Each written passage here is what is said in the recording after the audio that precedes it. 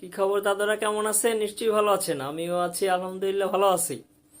দাদারা, একটা জিনিস খেয়াল করবেন, সেটা হলো আপনি যখনই কাউরে কিছু দিতে দিতে দিতে দিতে অভ্যস্ত করে ফেলবেন, এরপর যখন না দিবেন, তখন কিন্তু আপনার উপর একটু অন্যভাবে প্রতিক্রিয়া সৃষ্টি হবে।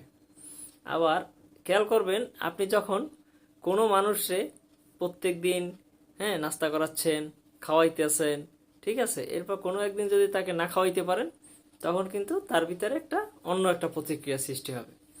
এরকম দেখা গেল প্রত্যেক বছর আপনি আপনার কোনো নিকট আত্মীয় স্বজন, বন্ধু বান্ধব কিছু গিফট করেন, এইটা কোনো কারণে যদি আপনি বন্ধ করে দেন, তখন কি হবে? তখন তারা আপনারে কি একটা অন্য ধরনের একটা অন্য কিছু মনে করবে।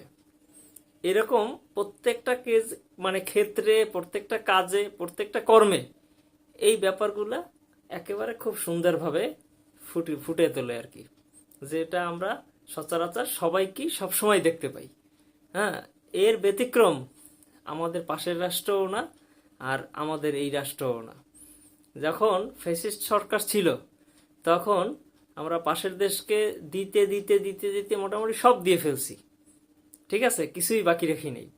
হ্যাঁ, এখন যখন এই সরকারটা পতন হয়ে গেল, এখন যখন কিছু দেওয়ার আর নাই, কিংবা নিতে নিতে শেষ হয়ে গেছে, সব দেনা পাওনাগুলো এখন কাট হয়ে গেছে, বন্ধ হয়ে গেছে।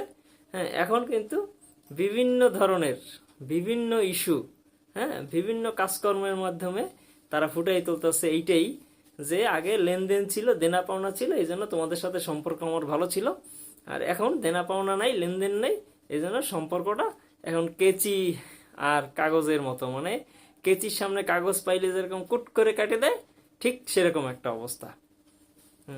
তারা বাংলাদেশের কোনো রোগী পাইলে তারা চিকিৎসা সেবা দিয়ে বন্ধ করে দিতেছে। তারা আবার কি করলো, আমাদের যে বাংলাদেশের দূতাবাস আছে সেই দূতাবাসের তারা ভাঙচুর করছে, আগুন জ্বালাইছে, এমনকি তারা পতাকার ছিনেই কাইরে নিছে পতাকা, তারপর পদদলিত করছে। এরকম বহুত আমরা ভিডিও ফুটেজ আমরা দেখছি, ঠিক আছে। বাংলাদেশে আপনারা যাদের হিন্দু ধর্মাবলম্বী আছে, কিংবা আপনারা যাদের আত্মীয় স্বজন আছে, একটু খোঁজ খবর নিয়ে দেখেন যে তাদের কতটুকু তাদের উপরে অন্যায় অবিচার করা হয়েছে কিনা, তাদের মারধর করা হয়েছে কিনা, তাদের ঘর বাড়ি জ্বালাই দেওয়া হয়েছে কিনা, কিংবা তারা ঠিক মতো পূজা অর্চনা করতে পারে কিনা। খেয়াল দেখবেন যে এগুলা কোনো কিছুই হয় নাই। কিন্তু পাশের রাষ্ট্র এমনভাবে মিডিয়ার সামনে বিশ্ববাসীর কাছে তুলে ধরতেছে যেন বাংলাদেশ তাদের একটা চিরশত্রু। এখন এখন কি ওই যে কাগজ আর কাচির মতো সম্পর্ক, সেরকম একটা চলতেছে, কিন্তু আসলেই সেরকম কিছু না। তাইলে দেখেন, আমরা যখন তাদেরকে দিতে পারছি তখন তারা ভালো ছিল, আর এখন যখন আমরা দিতে পারি না তখন আমরা খারাপ। এইটাই সর্বক্ষেত্রে সর্ব জায়গা থেকেই এটা প্রমাণিত হয়, ঠিক আছে। যাই হোক, ভালো থাকবেন, আল্লাহ হাফেজ।